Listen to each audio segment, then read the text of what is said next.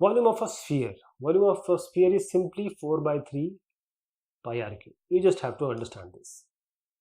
This is just, you can do some activity 4 by 3, and these activity will actually give you, these are certain activities being shown, that how much water you have to put in, how much reverse water you have to put in, how much sphere you have to put in to fill that, and that will be 4 by 3 of pi r cube. You just have to remember that the volume of the sphere is 4 by 3 pi r cube, and half of this is the volume of the hemisphere.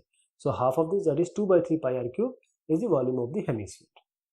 Find the volume of a sphere. Radius is this, 4 by 3 pi r cube. R is given, so just put in here, this is the required volume. A shot put is a metallic sphere of radius this. The density of the metal is this much. Find the mass, right? So we know that there is a relationship between density and mass, right? So since the shot put is a solid sphere of metal, this mass is equal to the product of volume into density. We know that mass will be equal to volume into density.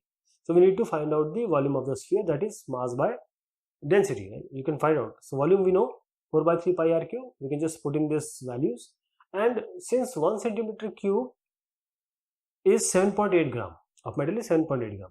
So this much centimeter cube will be how many gram? 493 into 7.8. This is 3.85. This is the mass of the value. The hemispherical ball has a radius of this much. What would be the volume of water it would contain? So the volume of water is simply, because this is a hemispherical ball. Hemispherical ball means this is 4 by 3 pi r cube into half, that is 2 by 3 pi r cube. The volume of water of hemispherical ball will be 2 by 3 pi r cube. R is given, put in here, you get the 89.8 in the cubic centimeter.